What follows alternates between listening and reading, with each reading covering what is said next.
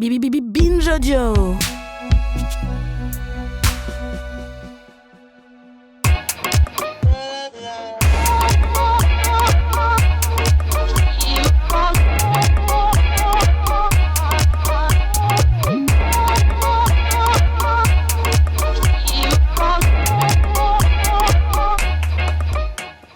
Bonjour Rokhaya. Bonjour Grace. Bonjour Reine. Bonjour à toutes et à tous. Bienvenue dans son épisode live de Kiffe ta race, donc le podcast qui saute à pieds joints dans les questions raciales. Et aujourd'hui, nous sautons depuis le festival Dangereuse Lectrice à Rennes. Vous le savez peut-être, dans Kiffe ta race, on parle d'arabe, d'asiatique, de blanc, de rome, de noir, tout ça sans complexe. Et aujourd'hui, on vous parle effectivement dans un épisode exceptionnel puisqu'il est enregistré en public. Donc je vais parler du festival Dangereuse Lectrice pour ceux et celles qui vont nous écouter plus tard, qui ne sont pas là aujourd'hui.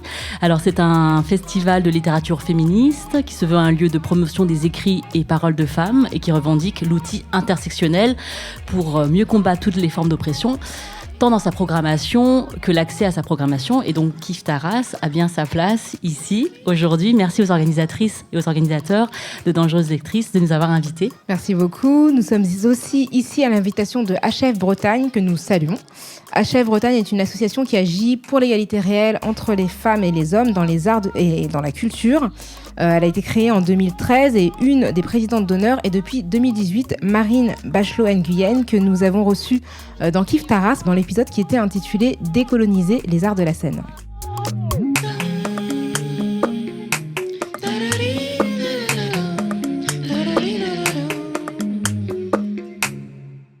Alors, vous le savez peut-être ou pas, Kiffe ta race, c'est un podcast qui est dédié aux questions raciales en France. Il a été créé en 2018, il est produit par Binge Audio. Nous entamons la 3e saison du podcast et nous sommes très très heureuses d'initier cette saison avec des délocalisations de notre podcast qui est enregistré à Paris. Donc, pour commencer, on va expliquer pour les personnes qui ne connaissent pas les questions telles qu'elles sont abordées dans Kiffe ta race. La question de la race, c'est une question qui fait énormément débat en France et c'est vrai qu'on a tendance à...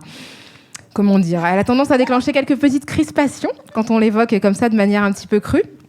Donc on va vous expliquer comment on entend la question raciale et la race en particulier.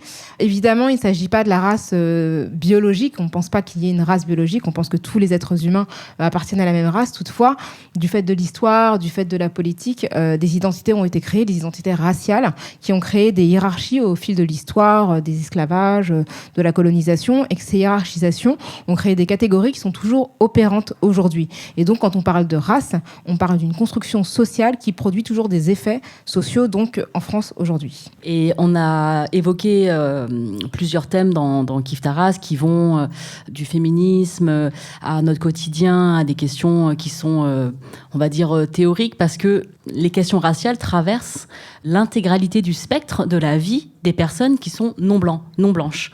Ce n'est pas juste quelque chose qui peut, on va dire, être limité dans un seul domaine, hélas, mais en tant que personne non blanche, je rencontre des problèmes liés à la perception que les autres ont de moi, c'est-à-dire en tant que personne sud-asiatique, sud-est asiatique, et qui va interférer dans nos relations, nos vraies relations, en fait. Et donc, dans le podcast, on s'est penché sur pas mal de questions. Aujourd'hui, on va se pencher vraiment dans l'intersection entre le manger, la nourriture et les questions raciales. Et aussi en tant que femme, puisque nous sommes toutes les deux des femmes non blanches. Donc, en tant que minorité et femme, notre perception de notre personne, elle est biaisée par plein de choses. Et par rapport à la nourriture, est-ce que toi, en tant que femme noire, est-ce qu'il y a quelque chose qui t'a frappée ? Disons que les préjugés, de manière générale, associent fortement les femmes à la sphère domestique, mais que pour les femmes qui sont d'origine étrangère, qui sont issues de groupes racisés, négativement, il y a une perception qui est extrêmement stéréotypée, et l'image vraiment générale de la femme noire, en fait, c'est deux extrêmes. Soit c'est la femme noire hyper sexualisée, donc très sexualisée, très sexy, etc. Soit c'est la mama, donc c'est la mère nourricière, donc c'est la mère qui à la fois nourrit ses enfants, mais nourrit les enfants des autres. Et d'ailleurs, malheureusement, ça se confirme en fait par les pratiques sociales en France, dans la garde d'enfants, dans le fait d'entretenir aussi les espaces domestiques. Donc on voit que les femmes sont très très surreprésentées parmi les femmes de ménage, les femmes noires, les femmes africaines notamment, les femmes immigrées. Donc il y a toujours cette idée-là de la femme noire qui est hyper compétente en fait pour tout ce qui est relatif à la sphère domestique et Aux qui soins nourrit. des autres. C'est ça, aux soins des autres, qui nourrit, qui sait garder les enfants, qui sait les élever, qui sait faire à manger aussi. Et le pivot, c'est un peu la maternité, en fait. Ouais. C'est-à-dire que avant d'avoir des enfants, vous êtes une... Vous êtes Rihanna. Ouh. Et après, vous êtes la femme de Autant n'emporte le vent. En gros. Voilà. Donc c'est une transformation assez C'est un peu assez radical, radicale. mais c'est les deux types de femmes noires qui existent dans l'imaginaire collectif. Et en tant que femme asiatique, sud-est asiatique, donc mes parents sont du Cambodge, et c'est des gens chinois, ils sont chinois du Cambodge. Il y a par rapport à l'Asie et le corps et la nourriture, cette idée que tout est petit en Asie. C'est-à-dire que les femmes sont plus petites, les vagins sont plus petits, voilà, tout est très mignon, très kawaii. Hein. Ça, c'est quand on englobe, qu'on pense que l'Asie, c'est juste un seul grand pays et qu'ils parlent tous la même langue et mangent tous la même chose là-bas. Et donc, il y a encore aujourd'hui une question très, très forte du corps des femmes asiatiques en termes de taille. C'est-à-dire que quand vous voyagez en Asie, vous allez très vite vous rendre compte que le XL que vous achetez là-bas, il ne correspond pas exactement au XL ici. Donc moi, par exemple, quand je vais en Asie, ma famille me dit « Mais t'es grosse, tu manges trop de riz », parce que le riz... Le riz, en fait, il y a une expression carrément, quand j'étais petite, on m'appelait fan tong, ça veut dire saut à riz. Donc en fait, quand tu manges du riz, t'es un saut. Donc voilà. Et il y a cette idée très forte aussi. Alors là, je le vois actuellement avec les idols coréennes, donc ces femmes qui sont très jeunes, qui sont propulsées sur le devant de la scène. Et il y a une très forte relation au poids. Elles doivent être très fines, elles doivent être menues. Il y a même, je crois, des conversations sur Internet où ils pensent que donc 57 kilos, c'est donc le poids idéal de la femme coréenne. Parce qu'elles font toutes environ 1m60. Enfin, voilà. Et donc, ils ont calculé que... Enfin, ils ont calculé, je ne sais pas qui sur Internet calcule ça, mais en tout cas, il y a des gens qui n'ont pas beaucoup de conversations. choses à faire. Voilà. Donc, c'est vraiment quelque chose qui colle au corps de ces femmes non blanches. Et du coup, par rapport à la nourriture, il y a quand même un préjugé d'hyper-compétence par rapport à certaines femmes. Voilà, une femme noire, ça sait cuisiner. Enfin, on imagine qu'elle est capable de cuisiner parce que c'est soit une mère de famille nombreuse, soit une future mère de famille nombreuse. Donc, il y a toujours cette idée d'hyper-compétence, de personne qui sait cuisiner, qui sait nourrir les gens. Et c'est vrai que c'est quand on sait pas cuisiner, par exemple, et qu'on est noir, comme c'est mon cas, c'est un peu compliqué de un peu subvertir ce que les gens attendent en fait de nous, quoi. Ils imaginent ce qu'ils projettent sur nous, quoi. Mais tu vois, moi par rapport à ce cliché-là, j'ai un vrai souci parce que il y a plein de gens qui me demandent, tu connais pas un bon resto et asiatique généralement, et en fait ça me dérange pas, mais des fois je me dis c'est vrai que c'est très cliché, quoi, la fille qui donne des recos de resto. Parce qu'en plus, j'ai commencé, moi, à écrire en 2011. J'avais un blog qui s'appelle toujours La Petite Banane, mais que j'alimente beaucoup moins. Donc, La Petite Banane, parce que dans la question des personnes asiatiques de deuxième génération qui sont nées ou qui vivent dans les pays non asiatiques, il y a ce symbole de la banane qui serait la personne jaune à l'extérieur et blanche à l'intérieur parce qu'elle aurait intégré, normalisé le fait de vivre dans un pays où la norme est blanche. Et donc moi j'avais utilisé cette formule parce que ma famille me disait tout le temps t'es pas assez chinoise, alors que je voyais bien que j'étais très chinoise puisqu'à l'école on me demandait encore d'où je venais. Et donc le thème de la nourriture, pour moi, ça a été quelque chose d'assez fort, hein, parce que c'était la première porte d'entrée que j'avais vers mon héritage culturel, et c'est par la nourriture que mes parents m'ont beaucoup transmis, étant des gens qui étaient déjà des gens de peu de verbe, et qui aussi ne maîtrisaient pas moi, je maîtrise pas le chinois comme ma famille parle chinois, donc c'est ma langue maternelle, mais ce n'est pas ma langue la plus maîtrisée. Et du coup, il y avait un problème de communication avec ma famille, et beaucoup se faisait à travers la nourriture. Donc j'ai écrit à propos de la nourriture, parce que c'était pour moi vraiment un point d'ancrage vers l'héritage de mes parents. Et aussi, la nourriture, ça reste, par rapport aux pays sud-asiatiques, asiatiques d'une manière générale, un vrai thème de conversation. C'est-à-dire que les gens vont en Asie et ils te disent « Ah, mais j'ai mangé un pad thaï, c'était à Phuket, là, à $1. C'était vraiment incroyable. » Donc, des gens ont des souvenirs très forts qu'ils associent à l'Asie. Donc, on a tous, moi la première, d'ailleurs, je ne voyage que dans des pays où je peux manger. Je ne voyage jamais dans des pays, je ne les citerai pas, où j'ai des grandes déceptions. Mais des grandes déceptions en arrivant, en me disant « Ah, je vais manger un plat local. » Et je dis « 5 jours, ça va pas être possible de ça. » Et c'est vrai que l'Asie est vraiment associée à la nourriture, c'est-à-dire que voilà, on connaît les plats emblématiques de tel pays. Et c'est vrai que c'est pas le cas des pays d'Afrique. D'Afrique subsaharienne, ouais. Parce qu'on connaît très bien les plats d'Afrique du Nord. Le couscous, c'est le plat préféré des Français. Ce qui ne les empêche pas de voter RN. On n'est pas un paradoxe près. Mais non, en fait, c'est l'Afrique subsaharienne dont on connaît très peu la cuisine, qu'on associe, enfin, les gens qui savent des trucs connaissent le mafé, mais qui est en fait le plat de pays ouest africains. Mais l'Afrique centrale, déjà, on ne sait plus trop. On sait pas, dire, si je demande aux gens, les gens ne savent pas trop ce qu'on mange au Congo, ou voilà, dans aucun des deux Congos, enfin, à part les Congolais en question, ou des gens qui ont pu les fréquenter, mais ce ne sont pas des nourritures qui sont très connues, qui sont très identifiés par les gens. Il n'y a pas forcément de restauration rapide aussi qui permettent de s'alimenter avec de la nourriture qui vient de l'Afrique subsaharienne. Donc c'est vrai qu'à part quelques clichés, l'idée du poulet par exemple, alors que c'est encore un préjugé, qu'il y a il y a quand même plusieurs pays africains. Moi je suis originaire du Sénégal, c'est en bord de mer, les gens mangent énormément de poissons. Il y a des plats avec du poulet, mais c'est pas forcément Tu vas pas au KFC ? J'aime pas, je mange pas de viande en fait, donc non. De manière générale.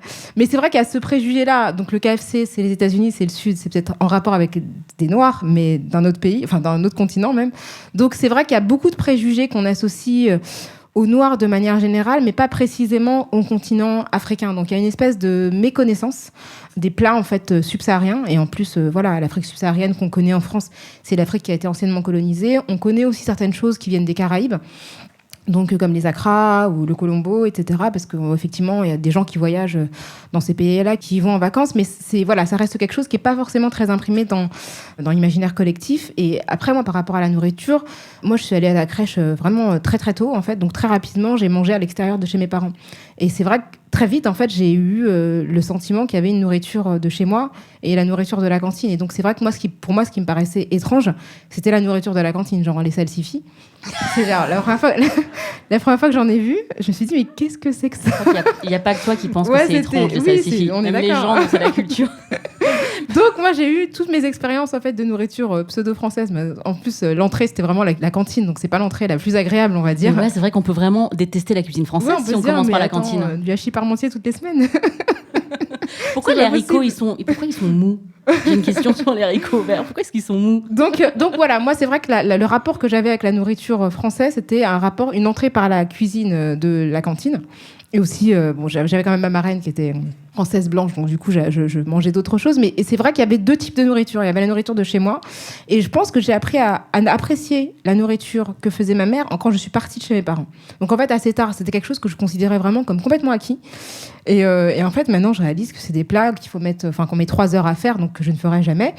Et que maintenant, quand je vais voir ma mère, quand je rends visite et tout, j'apprécie énormément parce que je me rends compte que ce sont des plats qui sont très difficiles d'accès et beaucoup plus, quelque part, en tout cas en France, originaux que ceux à quoi je peux avoir accès par ailleurs. Donc j'ai vraiment appris d'une certaine manière à valoriser cette cuisine-là quand elle est devenue moins quotidienne.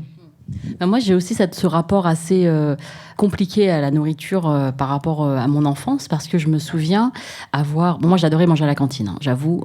Vraiment, je trouvais ça délicieux. C'est vrai que j'ai pas eu de problème avec des traumatismes précoces sur les épinards. Non, j'ai beaucoup aimé ça. La béchamel La béchamel de la cantine, non mais c'était horrible. Et moi, je me souviens aussi, par rapport à la cantine, d'avoir été confrontée, du coup, à des petites hontes par rapport à ma cuisine d'origine, la cuisine de chez moi. Parce que, il faut dire que le racisme anti-asiatique, donc qui est le racisme que subit les personnes sud-est asiatiques, est asiatiques d'une manière générale, qu'on regroupe sous l'appellation chinois, voilà. Ce racisme-là, il est largement basé aussi sur des conceptions négatives des cuisines asiatiques. Donc vous avez tous entendu les gens dire mais c'est des gens bizarres, ils mangent du chien, ils mangent des rats, maintenant ils disent même ils mangent du pangolin, ils mangent des chauves-souris. Voilà, donc ça évolue dans le temps, ça c'est bien, comme ça on n'est pas figé, n'est-ce pas, on s'adapte. Et moi vraiment quand j'étais petite, il y avait vraiment ça, mais qu'est-ce qu'il y a dans les nems, tu sais ce qu'il y a dans les nems, dis-nous pourquoi c'est si bon, il doit y avoir un truc qui va pas parce que c'est une drogue. Ça peut pas être légal, c'est pas possible. Et donc vraiment, il y a une partie du racisme qui est basée de manière générale sur l'étrangeté. Et donc le fait de venir d'ailleurs, d'être exotique, déjà rien que ce mot exotique, voilà, la cuisine exotique, hein, c'est un vrai souci. C'est-à-dire que si on mangeait que ce qui poussait sur notre sol depuis des millénaires, je pense qu'on ne mangerait pas grand-chose. Donc, il y a beaucoup de choses qui viennent d'ailleurs et qu'on acclimate, d'ailleurs. Et donc, la cuisine asiatique, c'est vraiment... Il y a aussi les deux extrêmes dont tu parlais tout à l'heure par rapport aux femmes. Je pense qu'elle existe par rapport à la cuisine pour les Asiatiques. C'est-à-dire que d'un côté, on adore les nems. Et de l'autre côté, on se dit quand même, ils mangent des trucs hyper bizarres, alors qu'en France, on mange des escargots et personne ne trouve rien à redire là-dessus. C'est-à-dire qu'on trouve ça, non, il n'y a pas de problème, pourquoi ? Bah tiens, j'avais pris un dans le jardin, c'est très bon. Non mais c'est très bien de manger des escargots, moi j'ai rien contre les escargots, c'est juste une question de perception en réalité. C'est-à-dire que ce que tu trouves bizarre, il faut juste se remettre en question sur le côté étrange, parce que on trouve bizarre ce qu'on ne connaît pas. Puis après, il y a tous les préjugés sur... Moi, c'est vrai que j'ai eu la chance parce que j'ai eu accès aux nourritures d'origine asiatique très tôt, parce que j'ai grandi dans un immeuble où il y avait quasiment que des Asiatiques à part ma famille. Du coup, c'est vrai qu'on allait manger, ma nounou, elle était originaire du Laos, donc elle emmenait dans sa famille quand elle me gardait, etc. Donc du coup, très rapidement, c'est pas une nourriture qui m'est parue étrange, parce qu'elle était dans mon quotidien. Mais c'est vrai que moi, je me souviens de tout ce qu'il y a pu avoir en termes de reportages sur les restaurants chinois. Je me souviens notamment de Envoyé spécial sur les restaurants chinois qui seraient particulièrement sales avec tout. Et je me souviens très bien du lendemain, parce qu'à l'époque, je bossais. Et le lendemain, je suis allée travailler. Et tout le monde... Donc, pour déjeuner, en fait, personne ne voulait aller chercher un truc chez le traiteur. Je ne sais plus de quel pays il était, mais alors personne ne voulait y aller. C'était un reportage de M6 qui a eu lieu en 2003 et qui a été rediffusé ensuite en 2006. Et donc, il y a une fédération, il y a plusieurs fédérations de restaurateurs, de traiteurs chinois. Et ils ont enregistré, suite à cette campagne, des baisses de chiffre d'affaires de l'ordre de 30 à 50%. Donc c'est vraiment très important, c'est-à-dire que ce qui vous paraît, c'est sûrement une anecdote pour M6, ils ont dit tiens, on va faire ça va être super, ça va buzzer, et en fait ça affecte la vie des gens. C'est que le racisme affecte la vie des gens. Alors, je dis pas qu'il n'y a pas de restaurateurs qui ne respectent pas les normes sanitaires, je pense qu'il y en a des restaurateurs d'ailleurs de toutes les origines, je pense pas que les personnes asiatiques soient plus fourbes qu'ailleurs, quoique si on il suffit en de croit le regarder racisme. Cauchemar en cuisine, je pense que ah oui. Là, ça donne même plus envie d'aller au resto, en fait. Mais cette image de la cuisine sale, du non-respect des normes sanitaires par une certaine partie de la population, elle demeure dans les esprits, elle est ancrée. D'ailleurs, moi, on me dit souvent, des gens très bien intentionnés qui me disent « Je connais un super restaurant chinois, mais attention, il est hyper propre ». Donc, cette partie de la phrase « mais attention, il est hyper propre », ça veut tout dire. C'est-à-dire que moi, j'adore la cuisine exotique, mais il faut que ce soit fait par des Français, en fait, tout simplement. Il ne faut pas que ce soit fait par des gens de chez vous, parce qu'on sait comment vous êtes. Donc, vraiment, le racisme anti-asiatique, il est très, très présent dans cette sphère, et c'est très difficile de le combattre. Les gens le font, mais c'est quelque chose qui est vraiment au cœur des luttes contre le racisme anti-asiatique. Et puis après, il y a aussi cette ambivalence par rapport à la nourriture. Moi, je pense au débat qu'on peut avoir actuellement sur les femmes musulmanes, et notamment les femmes qui sont originaires du nord de l'Afrique, où on a pu avoir des témoignages de femmes qui, à la fois, on va leur dire « n'accompagnez pas vos enfants à l'école, c'est pas possible avec votre foulard », mais en même temps, on est bien content quand elles apportent des gâteaux, soit pour l'Aïd, soit pour le goûter de Noël, etc. Donc, il y a une espèce toujours d'ambivalence où ces femmes-là, on ne va pas leur confier de responsabilité, mais on leur attribue toujours cette fonction nourricière où là, on est content de manger des cornes de gazelle ou des macroutes, parce que là, c'est un rôle dans lequel on les attend, quoi. Complètement. La kermesse de l'école, elle ne serait... Si on ne peut pas compter sur le buffet des parents, parce que c'est déjà ça, et vraiment, la générosité, et une question de générosité, parce que les cuisines d'ailleurs, c'est des cuisines généreuses. Il y a un truc de l'ordre de la quantité, de vraiment de l'abondance. Et du temps consacré. Et du temps consacré, ouais. Et ça se retrouve, tu sais, par exemple, dans ces images de après le ramadan, même le soir du ramadan, quand on casse le ramadan, il y a cette idée d'abondance qui est pourtant pas forcément réelle, c'est-à-dire qu'il y a des gens qui mangent dans des proportions normales, alors que cette idée du ramadan en France, il y a vraiment cette idée de on se jette sur la nourriture et on se gave, alors que c'est pas du tout, je pense que spirituellement c'est pas du tout ça le but, de faire ce jeûne, mais vraiment on associe toujours des personnes non blanches à cette idée de la nourriture qui est différente de nous.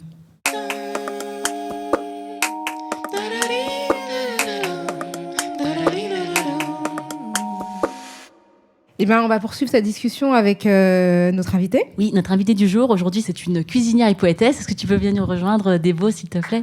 On applaudit Debo.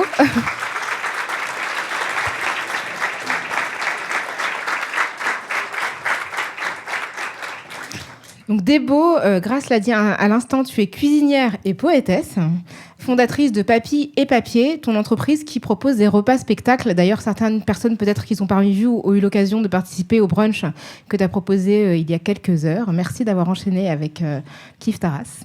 Bonjour, merci de m'avoir invitée. Merci Dévo. Alors, quand ils mangent, ils sont pas masqués. Là, tout le monde est masqué. Du coup, je ne reconnais personne qui a assisté au brunch ce midi. Mais il y avait au moins la technicienne son, la régisseuse son. Et j'ai oublié ce que c'était la question. Je vais te poser une autre question. Je suis bien cuisinière et poétesse, tout à fait. Et fondatrice de Papy et Papier. Oui, c'est une entreprise qui fait à la fois de la cuisine et de la poésie. J'ai longtemps fait la course à l'intermittence du spectacle en faisant exclusivement de la poésie, essentiellement en musique, mais aussi sous d'autres formes, avec différents médiums, avec des danseurs, avec des vidéastes, voilà. Et puis au bout d'un moment, j'ai voulu faire plus de cuisine parce que c'est quelque chose qui m'a toujours plu et je me suis toujours dit que ce serait mon dernier métier. Voilà, je n'ai pas encore lâché la poésie, donc je fais les deux. Alors dans Kif Taras, on a un rituel pour nos invités. On leur demande si elles se situent sur le plan racial et si oui, comment. C'est-à-dire que moi, par exemple, comme je l'ai déjà dit tout à l'heure longuement, je suis perçue comme une femme asiatique et Rokhaya, une femme noire. Et toi, Débo, est-ce que toi, ça t'a déjà traversé l'esprit ? Oui, alors justement, moi j'entends deux questions dedans. Il y a la question de comment je suis perçue et de comment je me positionne. Ça déjà, c'est deux choses différentes. Perçue, ça dépend de où et de quand. Aujourd'hui en France, je suis perçue comme une femme noire. Il m'arrive de me positionner comme une femme noire. Je suis née, j'ai grandi au Sénégal et quand j'étais petite, on m'appelait Bourrès, c'est la Claire. Donc je suis devenue une fille noire en arrivant en France. Et puis ensuite, je me suis construite en tant que femme noire en France. Mais moi, je me positionne en tant que métisse. Il y a un mot que j'aime en Wolof, c'est jahassé, c'est mélanger. Et le njaha, c'est le patchwork. Et moi, je me sens plutôt comme ça parce que je suis métissée, mais pas juste de deux. J'ai 3 nationalités et j'ai plus d'origine que ça encore. Et sur juste 2 à 3 générations. Donc mes grands-parents sont d'origines différentes, je les ai tous connus, je connais leur histoire. C'est pas quelque chose qui remonte à il y a super longtemps, etc. Du coup, c'est vraiment présent. Et dans votre échange, avant que je prenne le micro, ce qui me faisait rigoler, c'est que je me reconnaissais autant dans des anecdotes que tu pouvais raconter, grâce que dans des anecdotes que racontait Rokhaya. Parce que moi, ma maman est moitié vietnamienne. J'ai beaucoup appris la cuisine à travers elle et à travers sa mère qui est vietnamienne. Je cuisine tous les jours avec des baguettes de cuisine, etc. Ça surprend tout le monde de voir une femme noire cuisiner avec des baguettes, mais pour moi, c'est très, très, très logique, quoi. Et je me reconnais, je suis tout à fait dans l'image de la mama africaine. Je suis forte, je cuisine copieux, coloré, voilà, tout le cliché. Et je fais de la poésie érotique, donc voilà, je suis dans tous les clichés à la fois.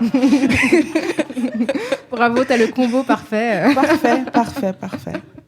Et tu nous as dit que t'es femme noire depuis que t'es en France. C'est-à-dire que t'es née, t'as grandi au Sénégal, et est-ce qu'il y a un moment en France, donc t'es arrivée... Je suis arrivée en France juste avant mes 16 ans. Et est-ce qu'il y a un événement qui t'a fait réaliser que t'étais perçue comme une femme noire en France ? Ah oui, mon premier jour d'école. Je suis arrivée en classe de première. Je suis arrivée dans un lycée privé catholique à Aix-en-Provence. N'en dis pas plus. On était 2 non-blanches ou non-blancs, tous sexes confondus, dans l'école. L'autre, par instinct grégaire, je suis allée voir cette deuxième personne à la récréation qui m'a répondu par « Ah mais moi je suis française, hein ». Je lui ai dit « Bah moi aussi en fait ». Et voilà, elle était réunionnaise d'origine, mais du coup, elle a senti, je pense, cet automatisme de ma part, et elle voulait absolument pas que je me dise ah bah, parce que t'es noire, t'es marron aussi, on va être copines. Non, ça n'a pas fonctionné du tout. Donc voilà. Et à partir de là, à partir des questions qu'on m'a posées, justement, et j'ai bien senti, souvent aussi en voyant qui les gens considéraient comme métisse. C'est-à-dire que moi, je suis trop foncée dans l'imaginaire collectif pour être métisse souvent. En hiver, ça peut être un peu plus, un peu plus ambigu, mais du coup, dans l'imaginaire français, j'ai compris que j'étais trop foncée pour être métisse, donc je suis noire. Moi, j'étais super contente d'être noire quand je suis arrivée, parce que toute ma vie, j'avais voulu être noire et on me disait que j'étais claire, donc j'étais très contente à ce moment-là. Mais après, j'ai compris ce que ça voulait dire dans la tête des gens, etc. Et voilà. Et quand est-ce que tu es allée au Vietnam ?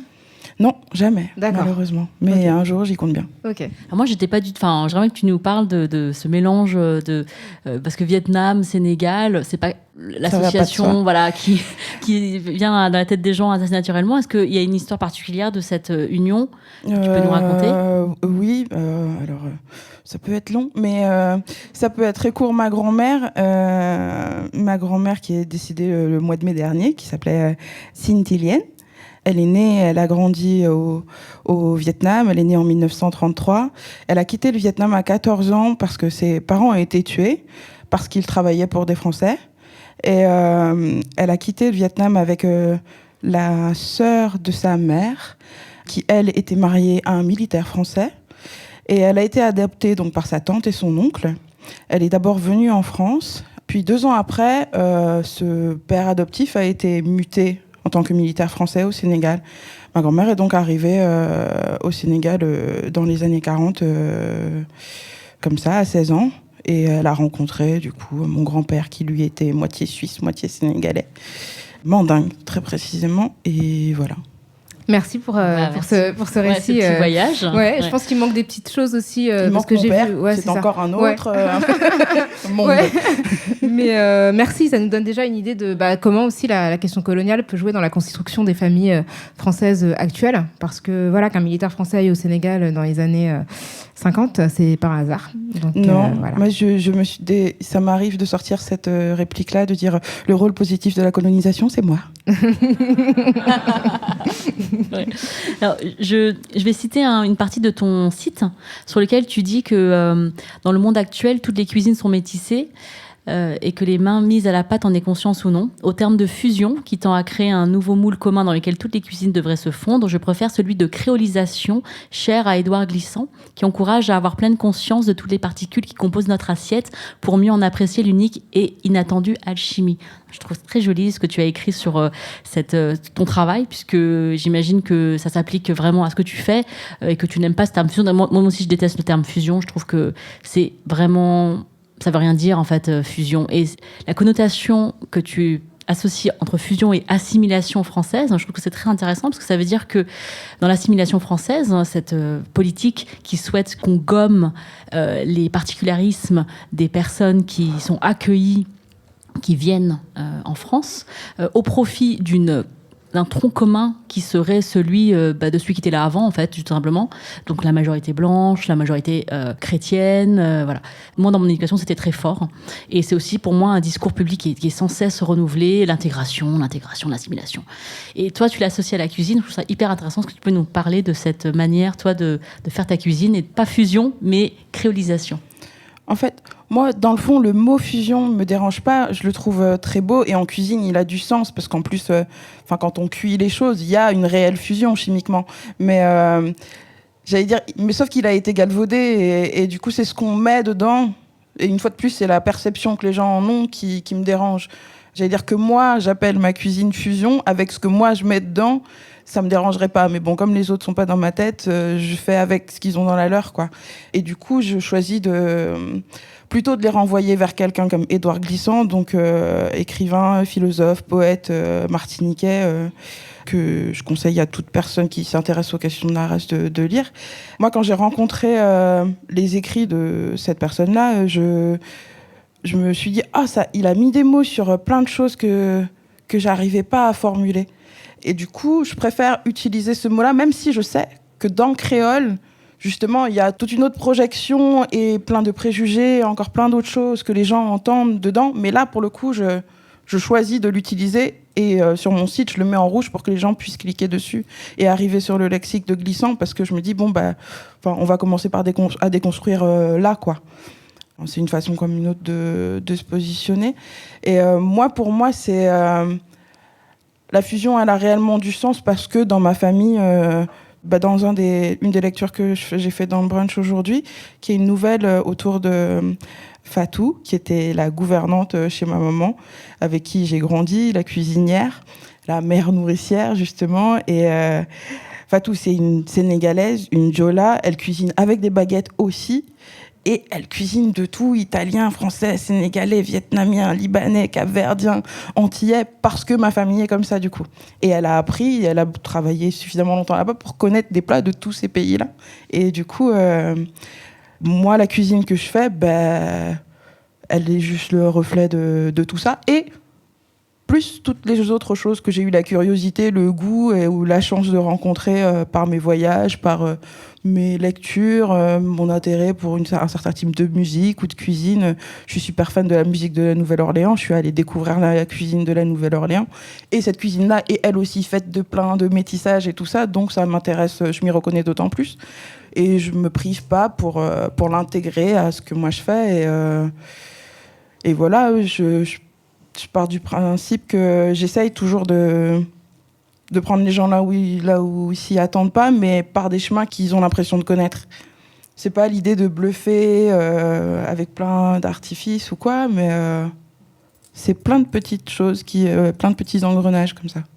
Et justement, qu'est-ce que tu évoques tous les débats, toutes les questions qu'on peut avoir sur à la fois l'identité de la France, les questions raciales? Est-ce que ce sont des choses qui te parlent, sachant que tu t'es construite socialement ailleurs? Enfin, tu es venue en France en étant adolescente, donc il y a une grande partie de ta socialisation qui s'est faite au Sénégal.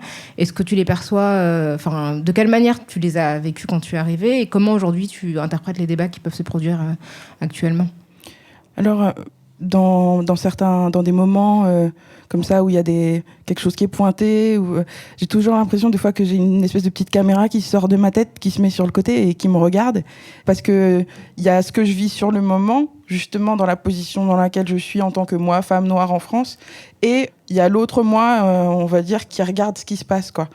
Et il y a ce truc du métis, le cul entre deux chaises, ou entre 8 pour ce qui me concerne, qui fait que, quand même, moi, ça m'apporte une certaine paix, en fait. Et du coup, je me sens parfois un peu extérieure, un peu observatrice, sauf quand je suis prise à partie. Après, il m'arrive bien sûr, de me positionner sans même qu'une tierce personne me prenne à partie. Et puis, j'ai aussi été victime de racisme en France aussi.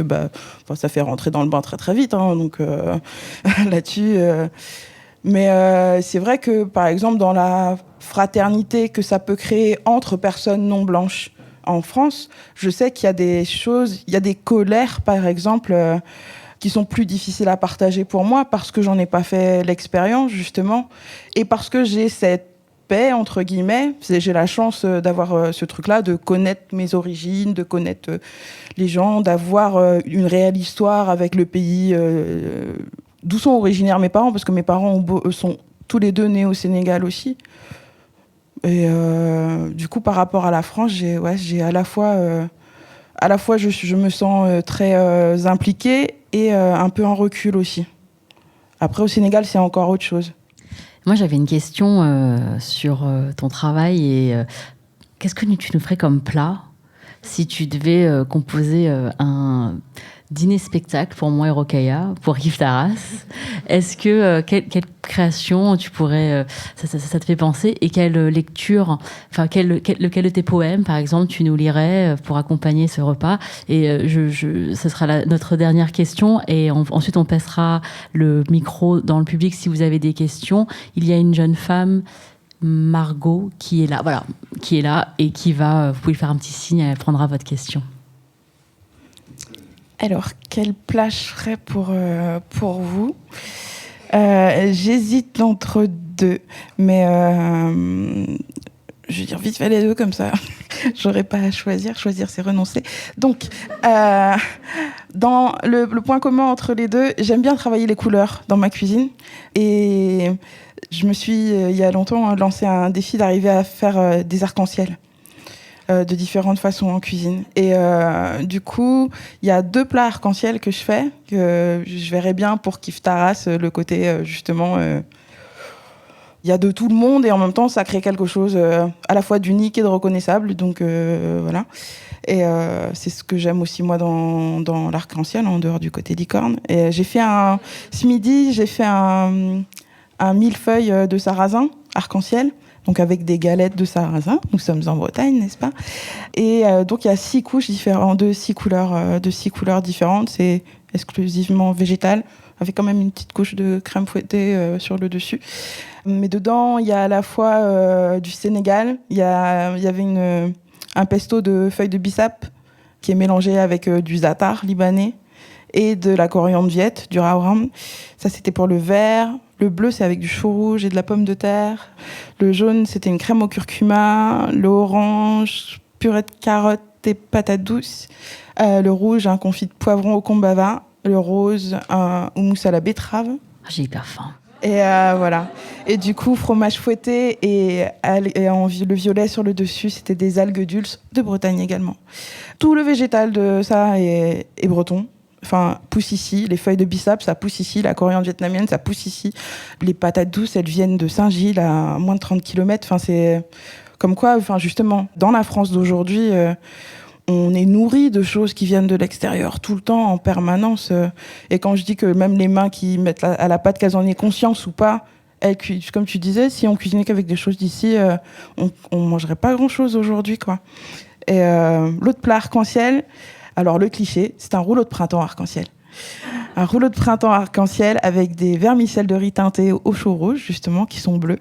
Et différentes crudités. Et le côté rocaillage, je mettrais un confit de feuilles de bissap, de fleurs de bissap.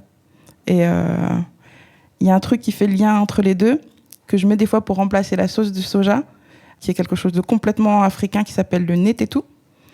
C'est des graines de néré fermentées et ça apporte ce goût un peu fermenté qu'il y a dans la sauce de soja, dans le miso, dans plein de choses qui plaisent vachement aux gens dans la cuisine asiatique. Et il y a toujours ce petit truc de mais quand on fait à la maison, c'est pas pareil. Parce que quand tu fais à la maison, tu mets pas le truc fermenté qui sent mauvais dans ton frigo et qui te fait dire en arrivant dans l'épicerie africaine, oh ça sent bizarre quand même. Donc voilà pour le plat. Je sais pas si on a le temps pour le poème du coup. Oui, si, un bien petit sûr. bout. Oui. Avec les arcs-en-ciel, c'était pas ce qu'il y avait aujourd'hui, mais c'est ce qu'il y a souvent. Je vais vous faire un bout d'un poème qui s'appelle Citoyenne of Aduna. Aduna, en Wolof, ça veut dire le monde.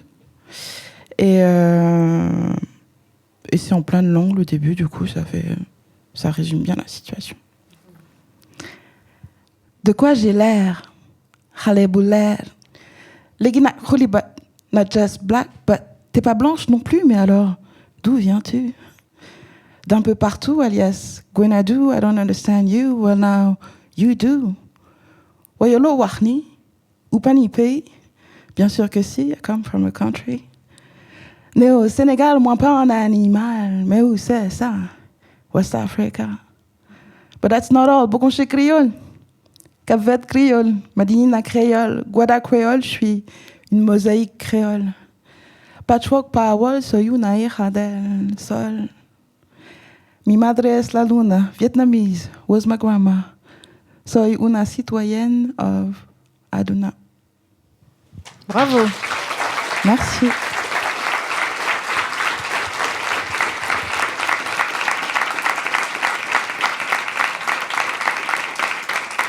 Merci beaucoup. Merci Débo C'était pour ce très beau poème multilingue. Merci, qui résume bien effectivement ta trajectoire aux multiples perspectives. Hein. Je pense que c'est le terme qu'on peut utiliser. Donc je propose qu'on ouvre la conversation au public. On va prendre, alors on n'a plus beaucoup de temps, donc on va prendre 2 séries de 3 questions.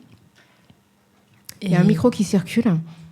Bonsoir, jour, je sais pas trop. Merci à toutes, c'était trop bien. Le poème était magnifique à la fin, c'était vraiment super touchant.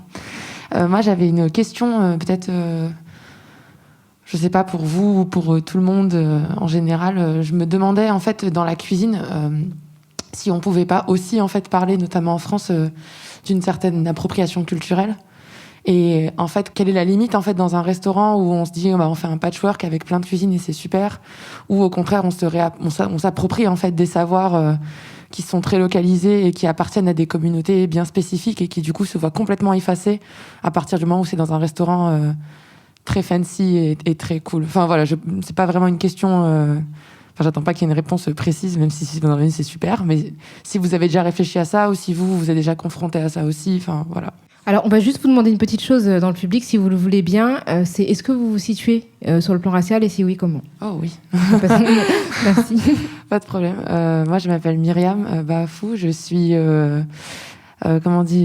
seconde génération issue de l'immigration. Enfin, mes parents...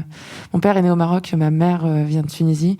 Et je suis perçue comme femme arabe maghrébine / beurette. Voilà. Merci. Alors, je pense qu'il n'y a pas assez de temps pour parler d'appropriation culturelle dans la cuisine parce que ce sujet est vaste et que moi, j'ai beaucoup réfléchi à la question. Ah oui, on va prendre une question. On prend 2 questions et après on répond 3. Bonjour, je m'appelle Mélanie. Je pose la question directement. Je me situe un peu... Oula, pardon.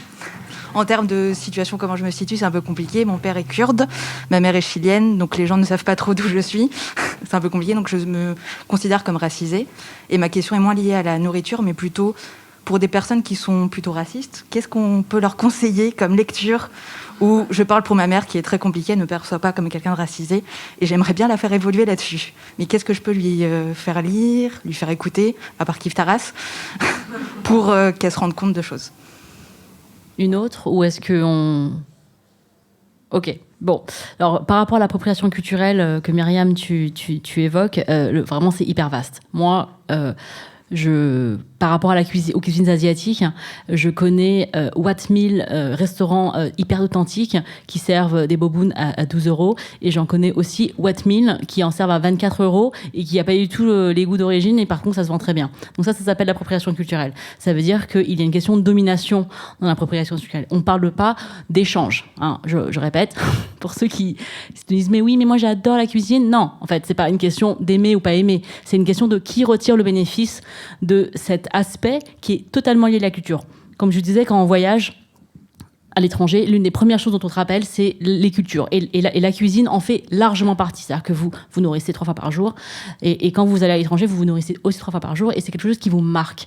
Et de retour dans votre pays, de retour chez vous, le fait de vouloir vous approprier quelque chose qui appartient à une autre culture et dont des personnes pourraient en bénéficier ici. Je ne vous parle pas de là-bas, puisque c'est évident que là-bas, c'est eux qui en bénéficient, et heureusement.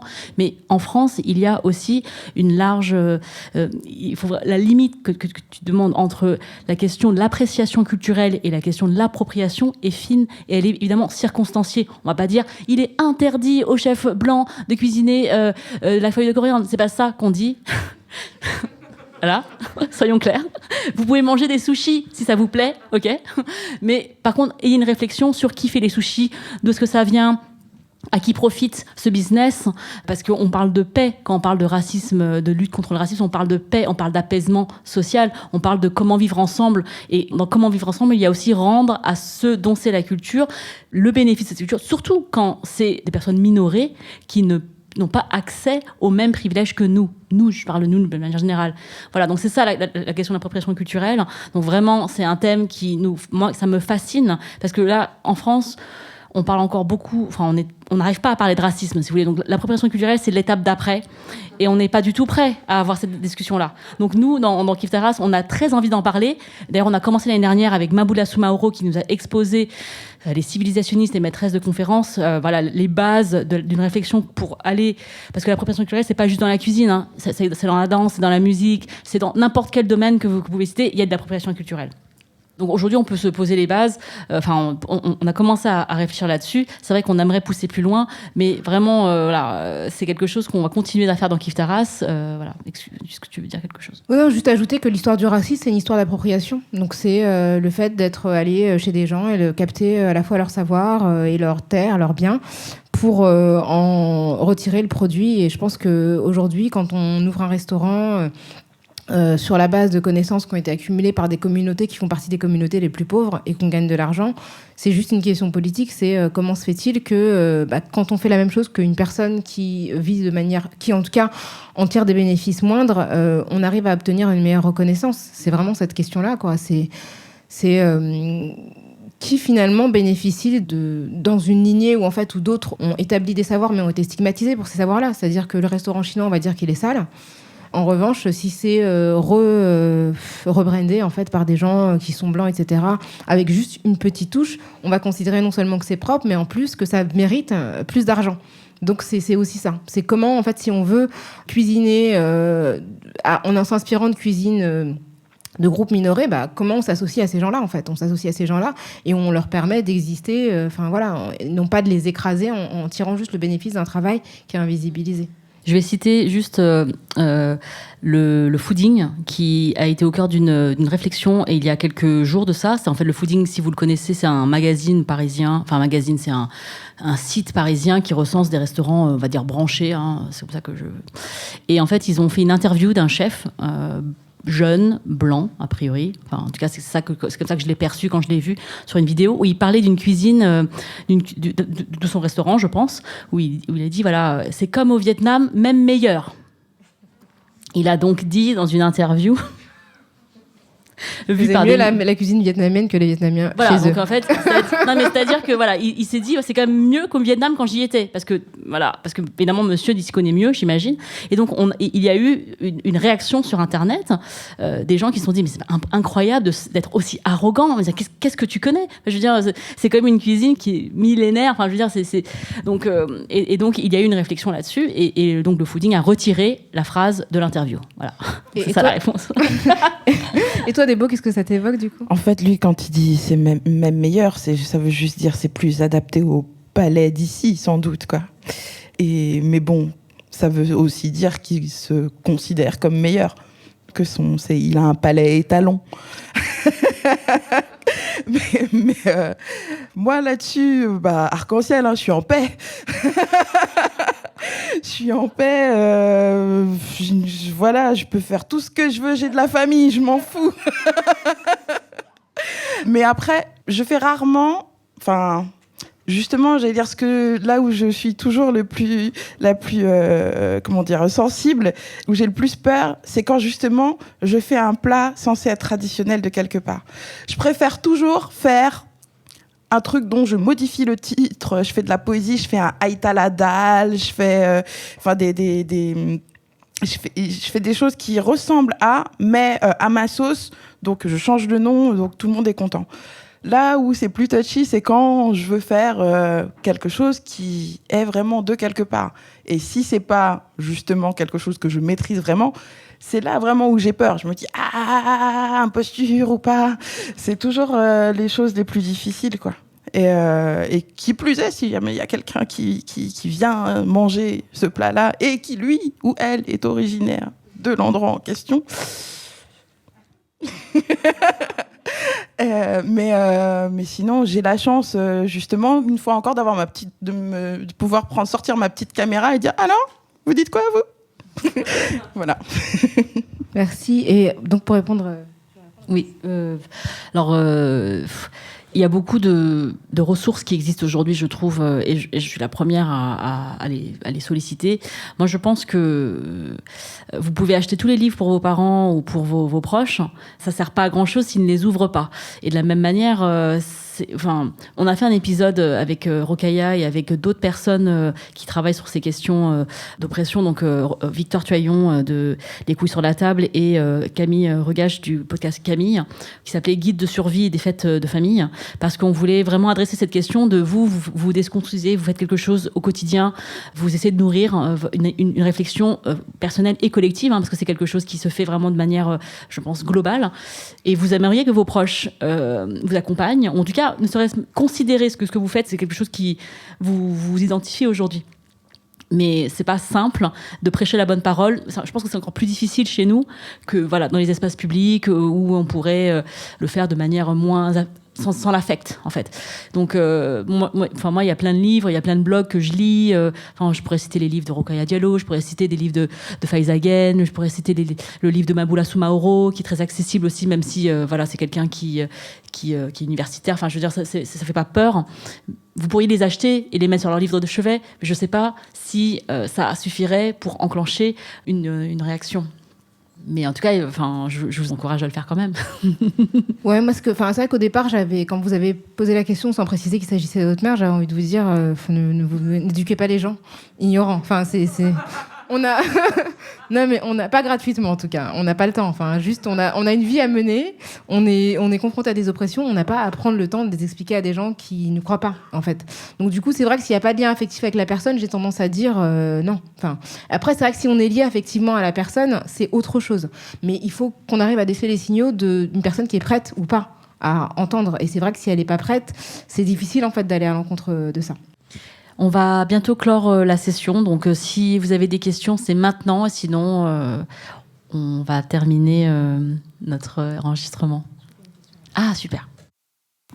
Moi, il y a peu de temps, alors je suis Marine Bachelot-Nuyen, je me situe comme française de mère vietnamienne et je suis perçue comme métisse, mais pas forcément asiatique. Voilà. Mais je passe pour blanche des fois aussi. Non, moi, assez récemment, et aussi via notamment une amie metteuse en scène qui s'appelle Eva Doumbia et qui travaille actuellement sur un spectacle qui s'appelle Autophagie et qui parle de la nourriture et de la nourriture dans notre quotidien où ce sont des produits coloniaux. Je trouve que c'est un biais très, très concret pour parler de l'histoire de la colonisation. Parce que on boit tous les jours du thé, du café, du sucre, du chocolat, pardon. Je suis pas du tout fan de chocolat, du coup je l'oublie. Je crois que la conversation va s'arrêter là. En fait. Mais voilà, je sais pas, est-ce qu'il y a des ouvrages, parce que je trouve que c'est une question passionnante et très concrète. La nourriture qu'on mange tous les jours au quotidien en Occident est faite de cette exploitation coloniale séculaire qui se poursuit. Alors, il y a le côté positif de faire pousser de la coriandre vietnamienne en Bretagne ou de la patate douce. Mais effectivement, pareil, la pomme de terre, c'est la colonisation de l'Amérique latine.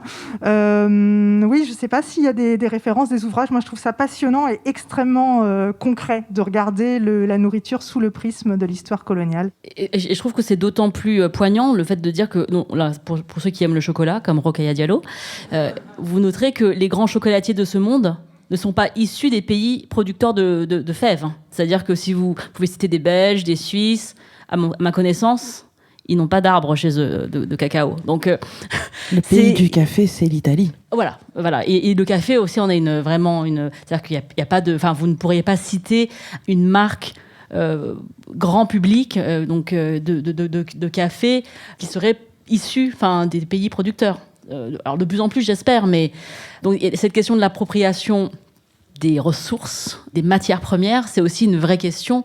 Je sais qu'il y a des histoires. J'avais interviewé, mais son nom m'échappe, j'essaie de le chercher, mais un universitaire dont c'était la spécialité, en fait, la trajectoire historique des aliments, et il m'avait donné l'exemple de la ratatouille comme la preuve, en fait, de toutes les différentes colonisations, puisque, en fait, il n'y a rien dans la ratatouille qui soit d'ici, mais pourtant c'est un plat symboliquement provençal, vraiment qui est devenu une espèce d'emblème en fait de la cuisine provençale. Donc ça c'est intéressant, et puis ce que je trouve intéressant aussi, c'est en tout cas utiliser la colonisation pour montrer la question du gain, parce que souvent les gens nous expliquent qu'autrefois tous les Français n'étaient pas dans les colonies, donc ils n'en avaient pas forcément conscience. Notamment au siècle dernier, donc ils n'en tiraient pas forcément un bénéfice immédiat. Et rappeler quand même, tout simplement, leur petit déjeuner était déjà le fruit de la colonisation. Le café, le thé, le sucre, le chocolat, tout ça n'aurait pas pu exister, et c'est arrivé sur les tables françaises, en fait, depuis un certain temps. Donc même en n'étant pas du tout quelqu'un qui voyage, même en étant un Français de conditions modestes, on avait déjà un bénéfice colonial sur sa table, sans même le savoir. Donc je trouve que c'est aussi un prisme intéressant pour montrer que, d'une certaine manière, tous les Français ont bénéficié indirectement des conquêtes coloniales dans leur bien-être aussi quotidien. Je pense à un livre sur le sucre, mais je pourrais pas citer l'auteur parce que je suis nulle en nom et que je l'ai vu chroniqué par Françoise Vergès sur son réseau social il y a pas longtemps. Mais du coup, je suis incapable de. C'est pas très précis, mais peut-être qu'on le mettra en lien quand j'aurai retrouvé l'usage des outils internet. Mais je pense qu'il existe, c'est vrai, mais c'est pas des ressources qui sont facilement accessibles pour nous d'une manière générale. Mais ça vaudrait le coup effectivement d'en discuter. Merci pour ta question. Ouais, Marine. je crois que malheureusement on va devoir s'arrêter. Oui. Merci beaucoup pour vos questions, pour votre présence.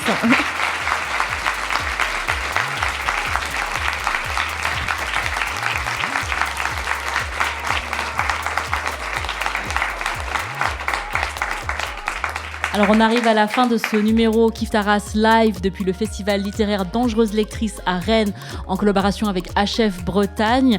Vous pouvez soutenir le festival, toutes les infos se trouvent sur le site dangereuselectrice.org. Soutenez aussi HF Bretagne qui peut être que vous trouvez sur hfbretagne.com et Debo qui est notre invité du jour sur www.papillesetpapiers.fr. Kif Taras est un podcast de Binge Audio enregistré aujourd'hui à Rennes au festival Dangereuse Lectrice par Jen, que nous remercions et que nous applaudissons.